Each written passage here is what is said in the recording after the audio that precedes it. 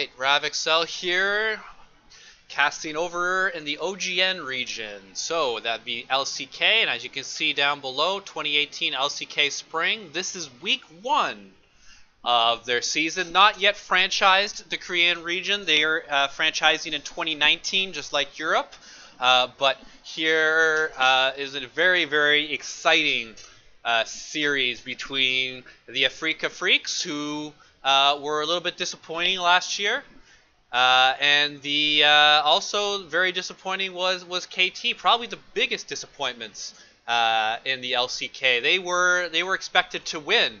When you this is a super team, and when you put these types of players together, and like names like Score, Pond, Deft, Mata, you're supposed to win championships. You're supposed to at least contend for Worlds, and not even making it is embarrassing.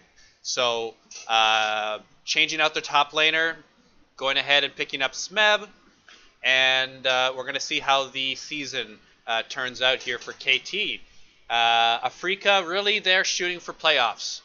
They want to make sure to secure playoffs and set themselves up for the franchising next season. They're not one of the more well-known teams. They have been around for a few seasons, but definitely not a top 5 team in terms of popularity or in results, quite frankly. Best people on their team would have to be Spirit and Kuro. Would definitely be their best 2 players. And like I said, with KT, you could make an argument that each one of these players is the best at their position. You know, maybe not a good argument, but you could make an argument. Really, like Palm, Smeb, Deft are really top, and then Mata, it really depends what kind of season he's gonna have. He can either have a middling season where he's just more of a big name than an actually top level support, or he could literally be the best in the world. KT Mata, that is. Afreeca going for Kog'Maw first pick, so this is a little bit unusual. I've been watching a number of week 1 games and not really seeing Kog'Maw a whole lot. When you do a first pick Kog'Maw, you're generally thinking as a support you would want something that can protect him or possibly be able to boost him. People I'm talking about are primarily Lulu, Tom Kench, possibly Tarek, although it would be a very difficult lane. That would be Kog'Maw Tarek. You definitely would not be winning that lane. And as predicted, Tom Kent shows up, and he's just going to be sticking next to Kog'Maw for this entire game, with really one duty, and that is to devour upon command and set up some good ultimates to reposition on the map and possibly get some kills. Over on KT, we have the very, very popular Gangplank, who's generally running Kleptomancy in top lane, just being able to get to his 2-item power spike even quicker than before. Once he gets that Trinity Force Infinity Edge, that he really starts to reach potential and being able to one-shot people. If he's not doing so well, he tends to go Trinity Force and then another item other than Infinity Edge. Maybe like Sterak's Gauge is a popular, cheaper item than Infinity Edge to go second item. Filling out these teams, we have Gnar, who's going to be the top lane over for Afreeca, so they still have their jungler and their mid lane to pick. KT filling out with Braum. Braum is going to be good against both Gnar and Kog'Maw, so a solid melee defensive support picked up for Mata. Definitely not one of his playmakers, but the way Mata's been playing recently, you don't necessarily want him on, let's say, a Blitzcrank or a Thresh. You'd rather have him on more like an Alistar or a Braum. I don't think he plays Tarek very often, so it's gonna be. I could see him also taking Alistar in this series. Bans coming out, so Zoe escaping the first round. So both teams leaving Zoe up and not getting picked. So possibly some head games. I don't know if these teams know anything about each other from scrims. but it's very unusual for Zoe to get past this first round and not be picked or banned. Banned in the second round, followed by Rengar and Nidalee looking to close in on the jungle pool of Spirit. Nidalee being very popular jungle pick in the LCK region here in Challenger preseason in 2018. Not so much in the other regions, just here in Korea. So, as you know, it'll be a week or two before every other region picks it up. Rengar also banned, followed by the Varus, which is a specialty ban against Deft, who likes to pick Varus quite a lot. Caitlyn, not what you necessarily want unless you're going to be doing a siege comp with Gangplank, but Gangplank would rather be split pushing and sending his ult in. Tristana is going to be looking to try to pick someone off before Tahm Kench can devour them. Lots of damage for KT so far. The Azir, also a popular pick now in Korea since the preseason in 2018. He got a couple of buffs and is now seeing more play in this region. Not so much in the other regions so much. I believe he got picked in the LPL, but really it's only Korea that's playing him a lot. Again, it's a very Korean type pick. And following up with a Zac. So Zac, a very defensive type of jungler. He can engage quite from a long distance with his E, but very, very tanky. He's got lots of CC and really a pretty safe pick for Spirit. Lots of damage on their team with Kog'Maw and Azir. Also filling out with the tank. The rest of the three members can tank. Good AD/AP ratio, mixing, and Pawn picking up Veigar as the last pick. So that's something that we don't see in any region. I think the last time we saw Veigar in any significant capacity was as support a couple of years ago when you used to max your ring stun and just stun 2 or 3 members every 10 to 15 seconds.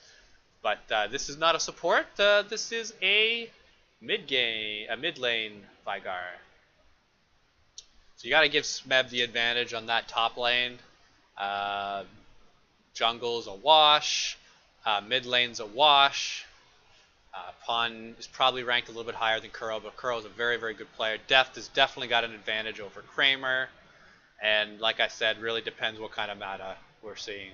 Are we seeing world-breaking, like Mad Life used to be the god, now then it was Mata for years. Like he does show flashes of brilliance, just I wouldn't expect him to do so on Braum.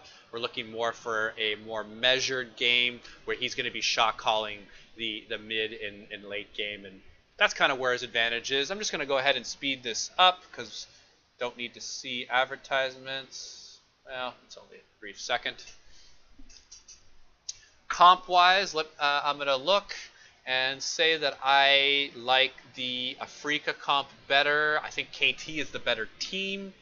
I was wrong. The first game that I casted, I did cast an EU LCS game between Misfits and G2, and I did like the Misfits comp, but I did say G2 was the better team.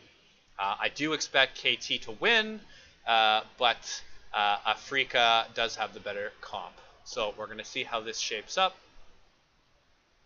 I have been told this is an action-packed series, so this is something that you want to see from KT. Well, they shouldn't need to play like that, but I mean it's more enjoyable to cast. So casting these superstars involved in what I'm guessing is going to be a high kill, very team fight heavy series sounds enjoyable to me, and hopefully enjoyable for all of you.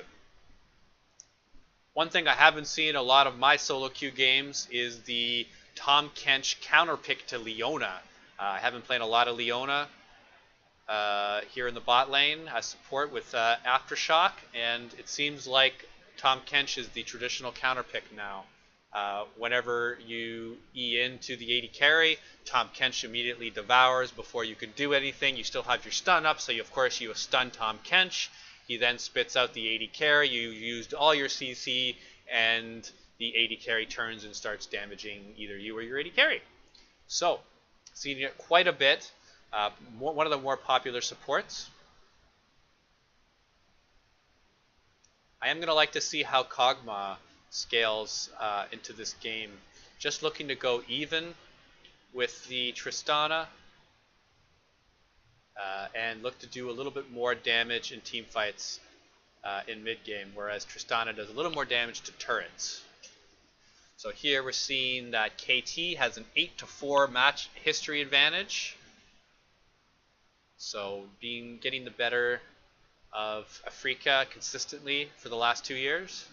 Although Afreeca's always been able to win a game every split, they lose 2 games for every 1 game they win. So I guess that's how you're going to look about the odds. It's probably about KT, a 2-1 favorite. But I like this Afreeca team. Let's see. That Gnar should be able to bully the Gangplank in top lane. He already has a 3 CS lead. Going Airy, teleport.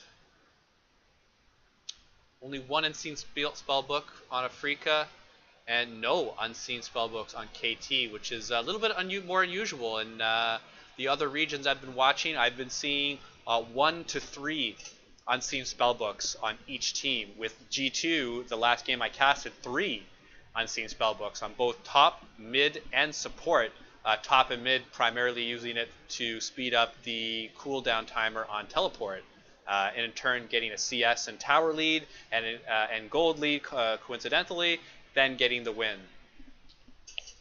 So KT not going with that strategy, going for more of a damage strategy. I'm mistaken, Pawn does have 1 spellbook there in the mid lane. Currently has heal, but you'd have to think that he's going to pick up teleport at some point whenever he's got to get back to lane quickly. You're normally just trying to farm when you're Veigar mid, especially for the first 10 or 15 minutes. You're just trying to farm your Q, and a big CS lead is opening up in the favor of Kuro, who went Comet and has got a 12 CS lead up on Pawn. So really, really strong. Has Revive to be able to cleanse cleanse. He has Cleanse, not Revive.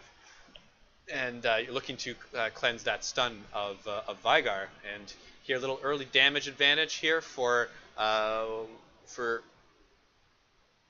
but Gnar does have a big wave pushing against him. He can't continue the aggression, and Score with Kha'Zix was waiting for Gnar to jump in and try to finish off Score. There was a little bit of a bait play that just did not work out. There we have Pawn switching out his heal for teleport as predicted, and he's been able to get back into mid lane. Now the CS lead only at 11, whereas before it was at 14, and he should be able to at least stay on more of an even keel with this Azir, going defensive and getting magic resist and a mana crystal for the first couple of items. So very, very defensive start for Veigar, but seeing how this CS lead has already ballooned to where it is, probably what you want to be doing. He's just looking to get to the past 30 minutes time of the game, and frankly that's what most of his team's trying to do. Gangplank, again, he needs his 2 items. Because he builds 2 of the most expensive items in the game generally as his first 2 items, he's not normally available for a team fight until 25 minutes plus. Good trade here from Gnar, being able to knock Smeg back. 18 CS lead for Gnar, and this is where you want to be. So winning lanes already for Afreeca, and when you're facing a team that's chock full of superstars like KT, it's always best not to get behind. If you're ahead and you lose it, that's one thing. It happens. If they're better players, they're better mechanically. These players are paid a lot more than you, so there's a reason for that. But if you get ahead, if you get behind, and they just keep the pressure on, and then really you had no chance in the first place. So you always want to give yourself a chance. And let's see, does Mata do anything to shield this? No. Def pretty weak. It looks like he's going to try to push this wave. I would guess he's going to push this wave and go back. That's why he's eating the minion there. With that low life, you don't want to be hanging around too often. Probably should just jump back to tower and get there as soon as possible. Score being seen in the jungle by that ward. And ping going out. Kuro knows that Kha'Zix is above him and is just going to head back, do a little damage, protect his pink ward,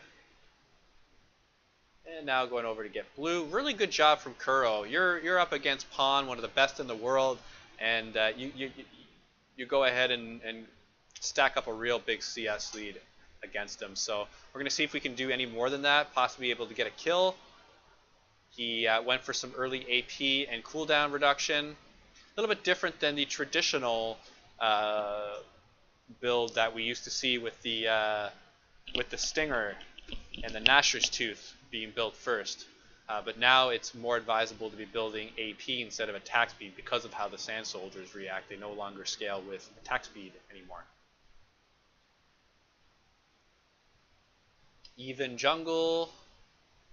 Only a 100 gold lead from Afreeca, basically even. It's a mountain dragon first, so this will be a dragon that should be contested sometime around the 9 to 13 minute mark. So Spirit being seen by this ward. Score knows where Spirit is, gonna go ahead and try to one-on-one him. You know, to get the isolation damage. Spirit trying to get towards his mid laner to safety, and Azir providing him with the cover. Spirit having to walk away, and I predict that a Score should ping out this dragon, possibly handing over this blue buff to Pawn, who's already got half his mana eaten away. With this, he gets this blue buff, should be able to push this mid wave in, and very unusually, Score deciding not to go dragon. Would have thought that would be automatic, seeing about how you chunked Zac down to a quarter health, and he was running in the opposite direction. Would have thought it'd be free.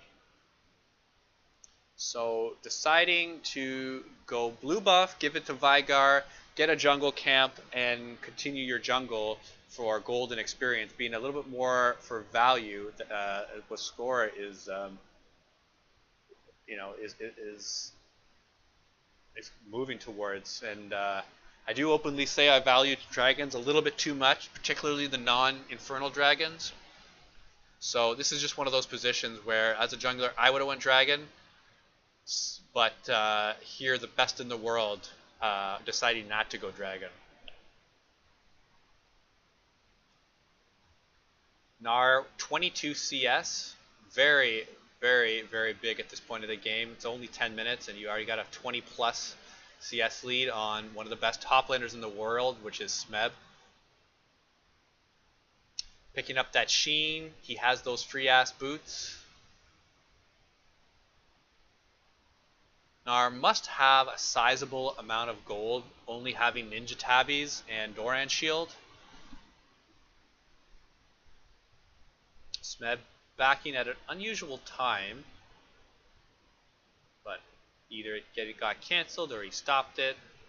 Just deciding to hug the tower, not even going towards the wave at all. Smeb being zoned out from this farm and only now getting that farm under turret. So Gnar doing exactly what you need to do in a melee versus ranged top matchup. So it's really a race against the clock for Afreeca. You need to get a sizable enough lead over this scaling KT comp before they start getting 2 and 3 items, which is when it's going to swing back in their favor. Zac coming in, upgrading his E, getting that long range jump. Sees this ward, he's going to go ahead and clear it. I believe does not know that Kha'Zix is on the opposite side of the map, or else he almost certainly would start dragon here. Instead, gonna head over towards mid lane. Upon closing the CS gap, it's now only at 9, and getting that blue buff must have helped. Kind of strange that that pink ward did not see the ward right there. Don't know about that, Riot. That looked like it was envisioned. Exactly the same goal totals right now at 19,000. And the advantage you have to give for that is to KT. If they can keep this close and just extend this late, this game is theirs, barring some major mistakes. And again, you put this team together to not have those major mistakes. Other teams need to take chances against you, not the other way around. So no kills yet, 12 minutes and 30 seconds into this best of 3. So Korea running the best of 3 format, they value it. NA and EU going back to the best of 1 format.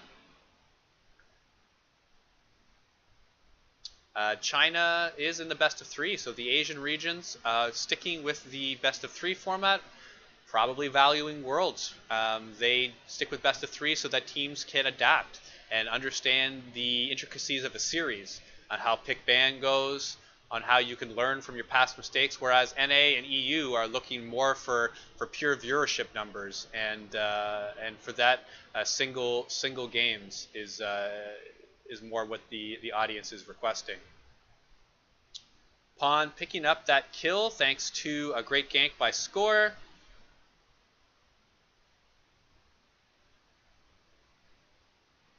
Nar trying to do some damage, but Smeb flanking back, not wanting to mess with those turrets. So when KT gets the first blood, they win 81.3% of the game. So the highest in the league, 26 wins, 6 losses. So that's not a team you want to get behind in, and Afreeca is not in that position yet. Though if they aren't doing more to close this game, like to get some objectives in the next 10 minutes, I will say it will be closer for KT to take it, but still early in the game, 14 minutes. 100 goals separates these teams. Pawn catching back up, getting that first blood, and yep, still 9 behind. But gold should be pretty even or slightly in Vygar's favor now. Building that support item as Vygar, very gold efficient while picking up excess gold. A lot of Vlads are doing it. A lot of AP junglers are now building the AP support item.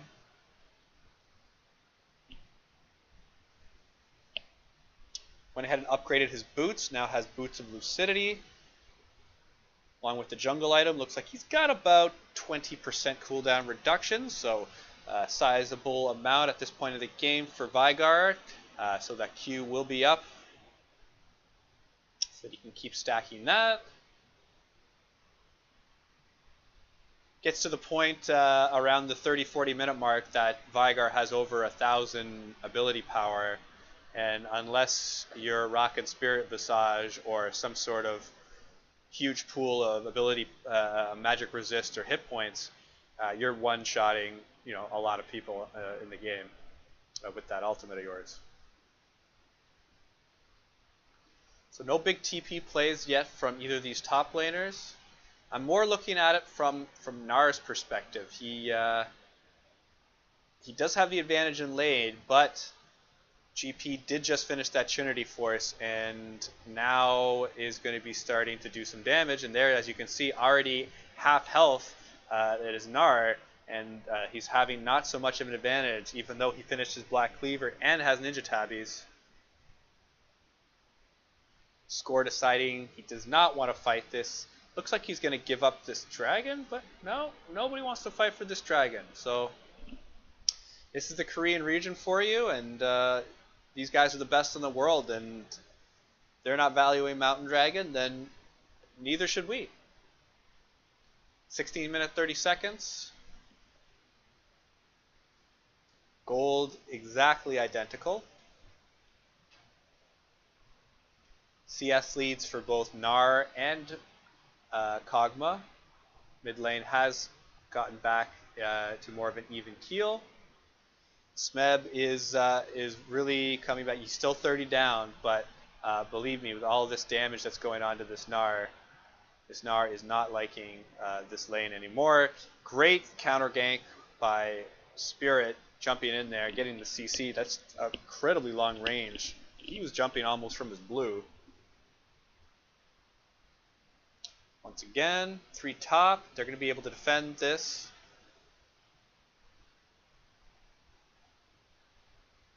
GP heading back, and I would wager that he is going to head bottom lane.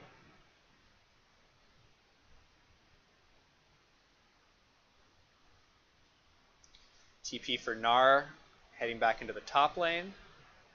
So lane swap initiated by KT. They're very close to 4-man top. GP looking to turn this. It's a 4-on-3. KT diving turret, deciding that they don't want any more. Smeb wants to turn it. 4-on-4 now. Azir with the ultimate, getting Smeb back into the base. There's 4 people on this GP going ahead and going golden with the stopwatch. Is he going to be able to get out? But not quite. Azir knocking it out of the park, getting the kill onto the GP. But this is only slowing this GP down very temporarily. Is going ahead and building the Caulfield's Warhammer, so that is not an Infinity Edge component. Looking to go for possibly a lethality second item on GP, which I am not familiar with. So whether that is a Yumu's, I would guess it's a Yumu's and not a Duskblade. So that when you with the Caulfield, I'm gonna see what he's. I have actually no idea. I'm gonna guess Yomu's, but I don't know what he's gonna build with that. Tristana finishing the static Shiv. Now is going for the Infinity Edge, looking to stack that crit. Probably will either go Rapid Fire Cannon or possibly a GA. Don't see him building a Mercurial Scimitar overly early. The CC you have to deal with is through Zac and Tom Kench. Not really the most fearful.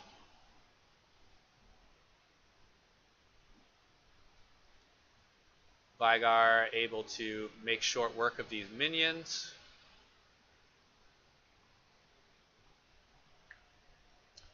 Smeb looking to get a barrel right over the ledge. But not going to be set up too much. Afreeca going ahead and putting their bot lane on top, so responding to KT. So KT initiated this. Afreeca is just responding. They have a significant CS lead, I'll say, for a Kog'Maw versus Tristana match. Now around the 30 marker, 28 to be exact. And with a Kog'Maw being untouched, he's almost has his second item. Probably next back we'll have a second item Kog'Maw. Currently has the Rage Blade completed. Really, it's where you want to be when you have this Kog'Maw. And yes, KT scales, but nobody quite scales like a Kog'Maw.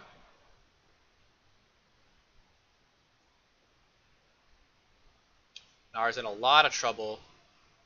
He's got this tower, and it's very fortunate that he's Mega right now because there's no way he could have been able to tank too much of that damage. Good damage onto Smeb, but it's not going to be enough, and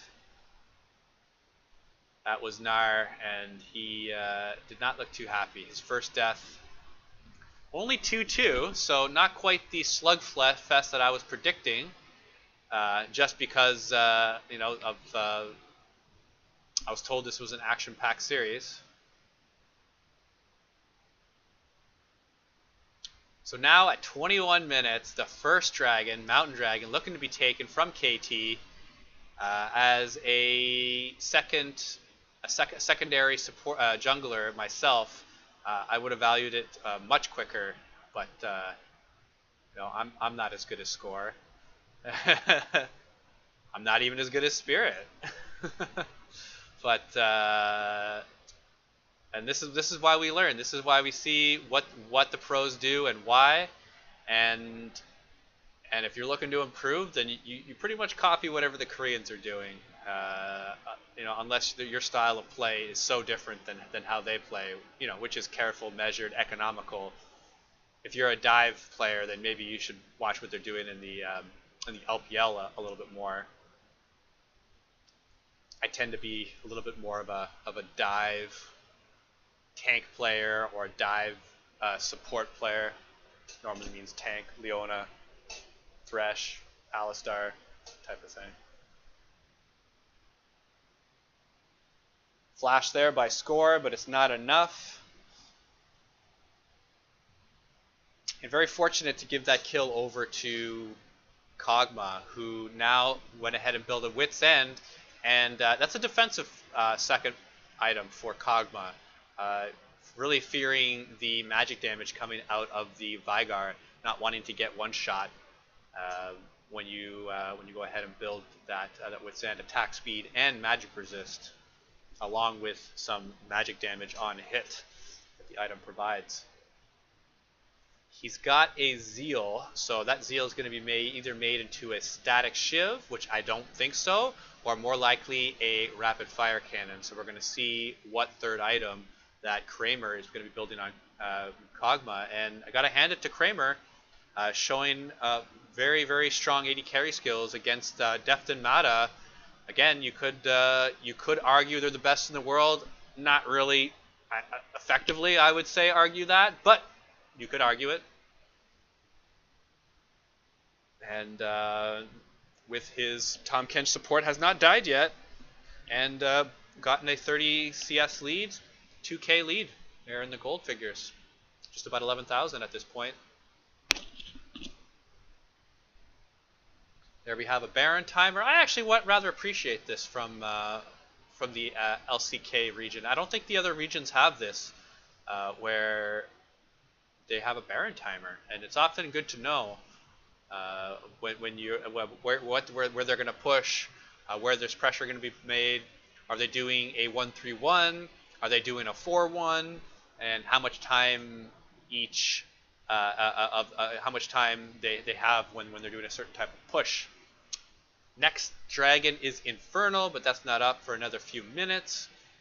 Afreeca is going to be looking to get a one or two of these tier 2 towers, is what the gold, which would help increase their gold lead even a little bit more. Now at 4,200, but if you knock out 2 or 3 of these outer towers without losing any of your own, that then balloons up to the 7, 8, 9,000 gold region, which if you're winning team fights as well to knock these towers down, then that's where you're in a position where you want to be against KT with these really strong scaling members, knocking on their inhibitors at 30 minutes.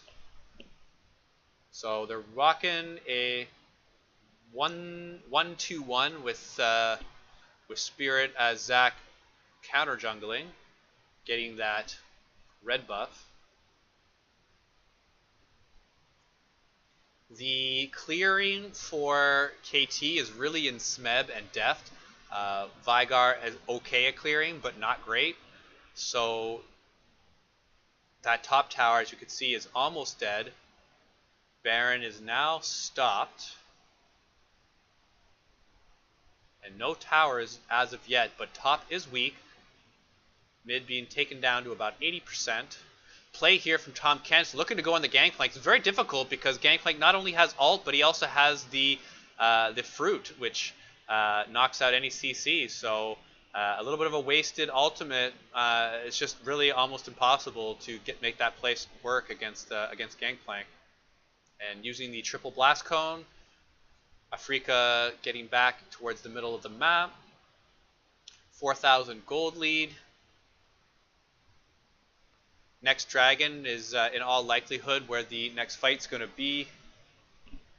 You should see over the next minute teams start to go towards that area and littering it with wards, getting that scuttle crab, and placing some very key control wards. Here, most of KT's control wards are on their Baron side, and they only have one towards the Dragon side. So they should look to correct this. Eventually. Infernal's not up yet.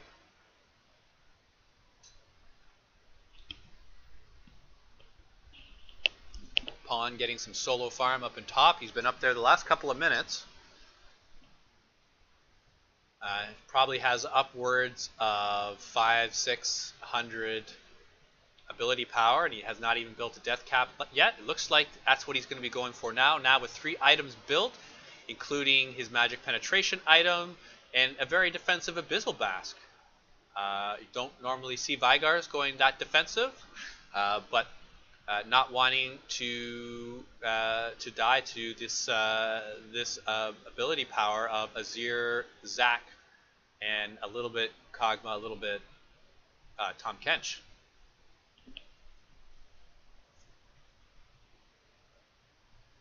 So Kog'Maw turning that Zeal into a Hurricane, so not going rapid fire cannon like I predicted, and instead going for the Hurricane, which will help with wave clear and as well as in team fights.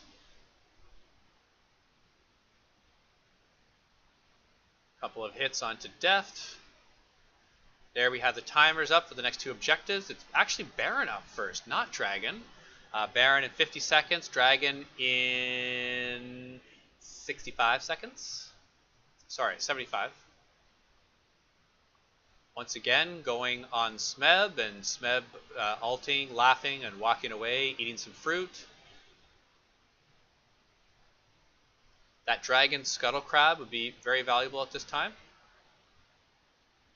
Good damage onto Gangplank. Now 5 members of KT all around. 2 members of Afreeca at half health, including Gnar. Gnar's got no rage bar, not going to be turning Mega anytime soon. Now the map is going to be shifted over towards Baron. KT is going to look to push mid and get some of the early vision. There's Kha'Zix roaming, getting the isolation damage. Kuro down to half health. Don't think they're going to start it right away, but they very likely will get the scuttle and throw a couple wards around. Smeb did go Yumu, so my prediction was correct on that item.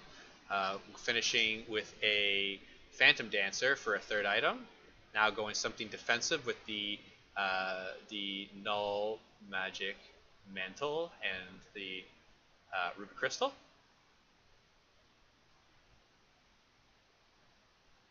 Gnar deciding not to start soloing that dragon. And around this is the time when KT's comp is going to be having a distinct advantage. Even though Afreeca has the gold lead, they have the Mountain Dragon.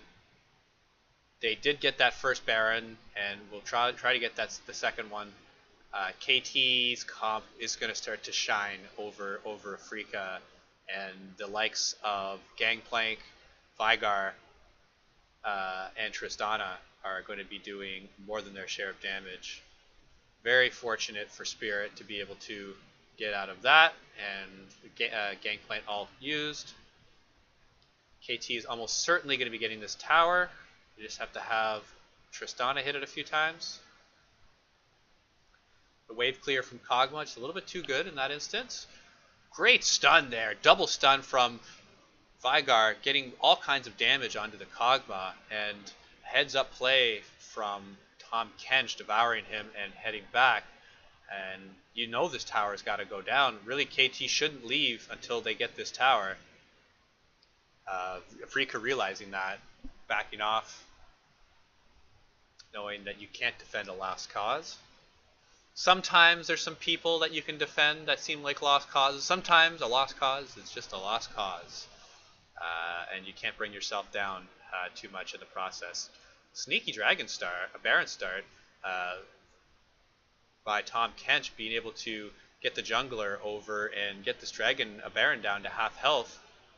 They do have a single Mountain Dragon, so as we saw, the Baron was brought down to half health in about 2 seconds. So you figure about 4 seconds is all they need to get this this Baron. So it's a pretty small window. And you do that by wave manipulation, by getting a pick, by getting superior vision. These are all mechanisms on how you can get this Baron advantage. Just need 4 seconds alone with it. That's it. Jungler levels are even at 14, so neither has a smite advantage. There's no Cho'Gath or Callista in these comps, so there's no types of neutral monster advantages for either team when they start them. Both are relying just on smites or ability smite, as is Kha'Zix's case. You generally want to do like a Q smite.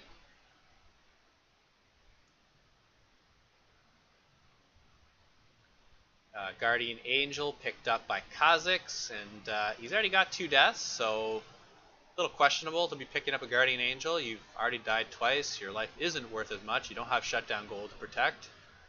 It's just that you're so often jumping in and getting bursted, hopefully after killing somebody, that you know, it would be nice to at least have your team attempt to try to save you.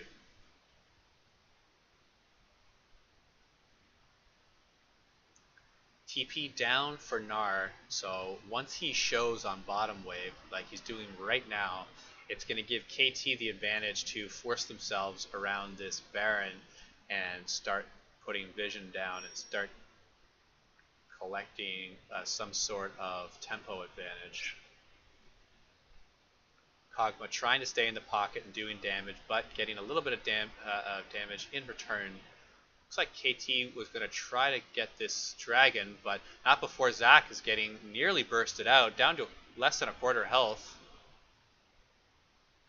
Tahm Kench normally not needing to help out Zac, as he's rarely the one bursted, but doing a good job to pick it out, and just being able to get past the ring of stun by Veigar.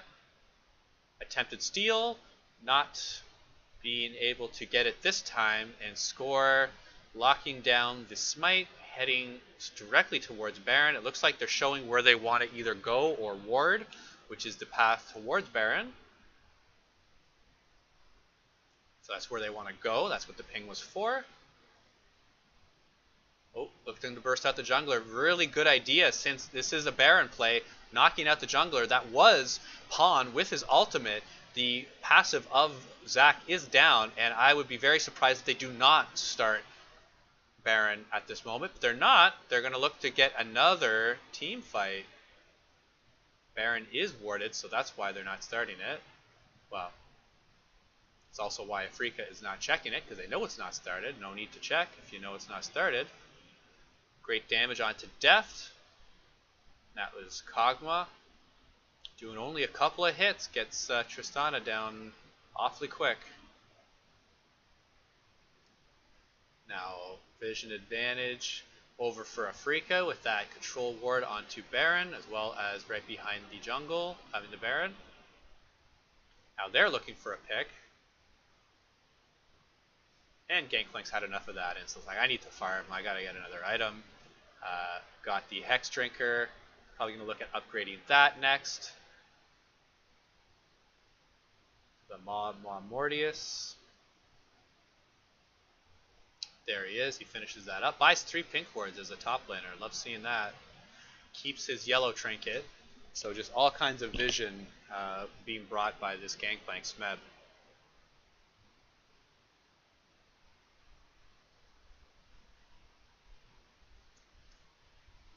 I have to give the advantage for KT right now. They've been the more successful team overall. They have the bigger star players. They have the better scaling comp.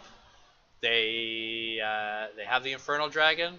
I like them to close this game out, but Afreeca will have something to say about that, especially this Kog'Maw.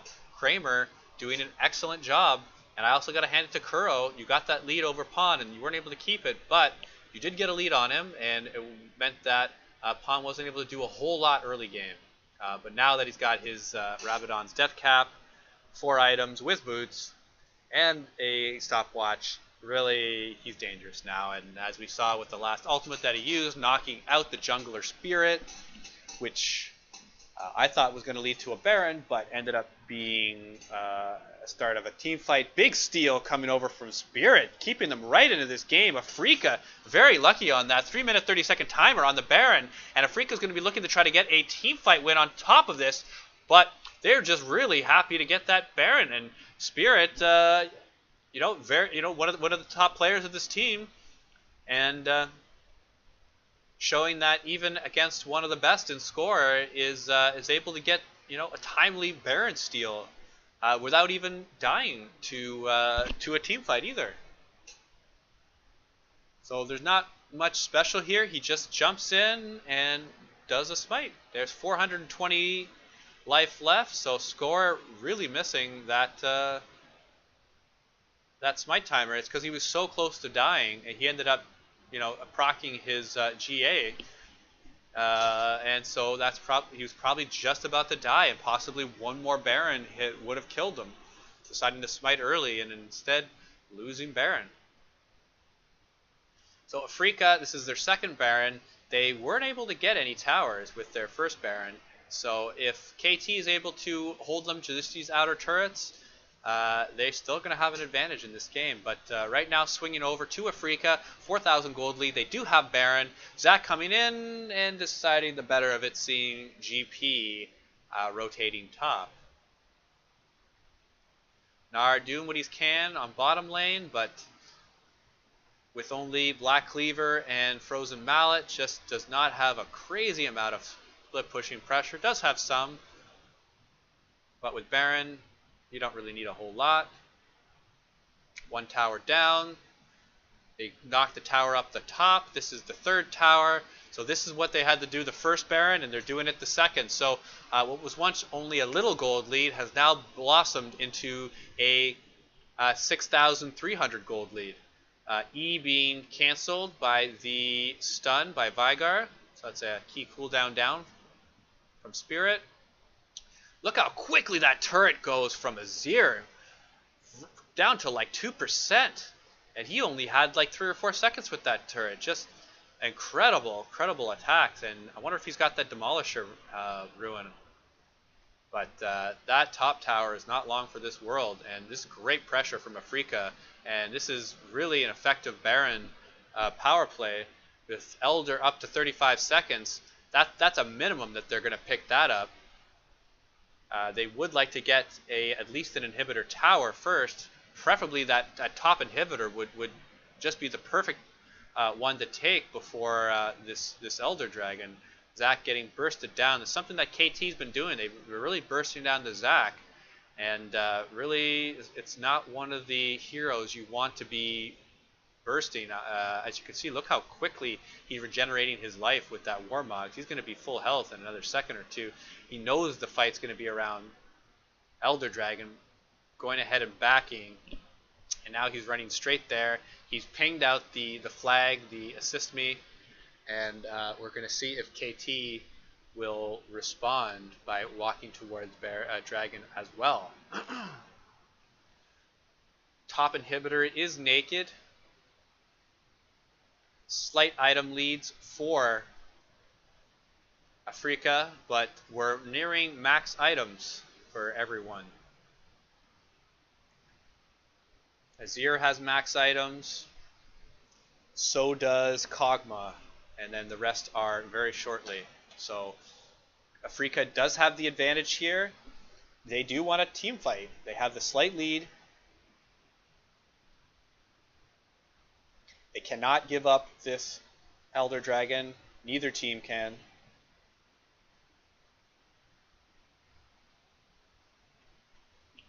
Both teams are choosing where they're going to position for this next team fight very, very carefully. This is the game here. Both teams realize it. KT, the odds-on favorites, once again going on Zac, trying to knock Spirit out. You have an objective. The Elder Dragon's coming up. They go for the jungler. There's a method to the madness. It's just that Spirit is very, very tanky, and he's got a passive. Big ult miss from Spirit. And even though the ult missed, Azir going ahead engaging on the fight. This is where they have their advantage. Kog'Maw picking up a second kill. Azir picking up the third kill. It's a 3-for-0 right now. Are they going to get anything back? KT not getting anything back. Azir is going to be able to split push in mid, and Afreeca has a chance to finish out this game. 3-0 advantage. Spirit re-engaging on this fight. Gangplank trying to 2-on-1, but is having incredible difficulties because, hey, it's 2-on-1. Make it 3-on-1. Yes, he's fed. Yes, he's got gold. Open inhibitor at the top. Ping going down from Afreeca. They realize that they need to get something. I saw one ping up top, and I saw one ping down towards Dragon. So they're going to pick the Dragon, and Azir is going to go top. So they're going to do a little bit of a split. I like the call. You're trying to get the best of both worlds. You want to push the wave, but then you also want to get this Elder Dragon, and that is going to be some true damage for Afreeca for this next team fight. I was a little surprised Afreeca went for this because Zach missed and whiffed his ultimate, but Kuro not having any of that, flashing in, doing the Shurima shuffle, knocking 2 to 3 prime targets right back into the team, and it was all over for KT. A 5-2 advantage very quickly. So it was a three-man knockout, and you got to give it up to Takuro. And look at Kramer, 4-0-2. Both players playing extremely well. Baron up in 30 seconds, minute 45 on the Elder. It's going to be whether Afreeca wants to start this fight before Baron, or if they're going to want to force KT to have to check Baron and pick up a favorable fight.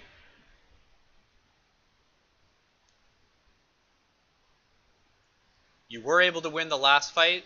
You didn't have Elder Dragon. You should be able to win this next one. You're up 10,000. You don't have an Infernal, but you're up 10,000. Team does not scale. You do have Elder Dragon. 1 minute left. Baron is up. This is what Afreeca wants. Everything is in their control. Nar does have teleport. They are dictating how this fight goes, and KT are responding. Possibly looking for a pick onto Spirit, which has been their main go-to move as KT. You knock the jungler out, and so the objective follows.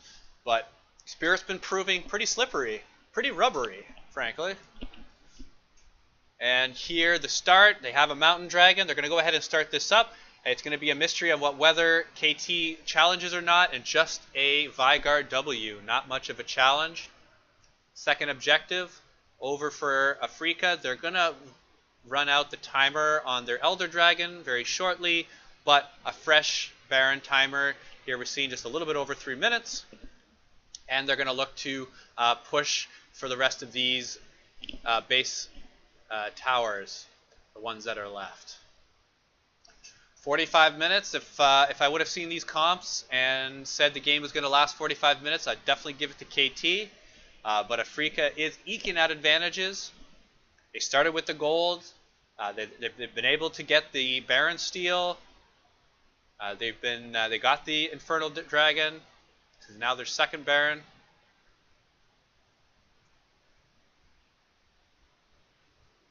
Once again, going on Spirit. 5 men on Spirit. A very clutch play. Going ahead and teleporting on one of the globules. It means that you can't kill Zac while the teleport is channeling. Big engage by Zac. This time he hits his ultimate, being able to pick up the kill onto Gangplank. Smeb is down. This is a 3-for-0. Afreeca once again has the opportunity to finish. They're definitely going to be able to get the inhibitor on the top, but what else could they get? They're shepherding in a double minion wave that is baroned up. This is a very likely kill wave that's coming in for Afreeca. Tom Kench tanking the tower. He's just zoning out this KT team while the rest of their team finishing Demolisher on someone, being able to knock out these towers. Tom Kench doing a great job zoning. This bot lane performed admirably. Spirit with a clutch Baron. We have Kuro standing toe-to-toe with Pawn, being able to get the early lead. That clutch flash play into the into the ultimate, getting the 3-0 for the first team fight win there towards the end of the game, and really, it's exciting to see this. It was a very close game. They pulled it out towards the end. They're against the top team. KT once again expected to finish most likely top 3. That's what most people were predicting. Kind of a second, third place, and seeing Afreeca upset them here in the first game is a great way to start the champion season here, 2018 spring. I myself, RavExel, going to be casting the rest of these games, and look forward to casting many more professional and amateur games here in League of Legends in 2018. RavExel, live League of Legends caster specialty, and doing the occasional online cast as well. So, Afreeca up 1-0 against KT Rolster, and see you in Game 2.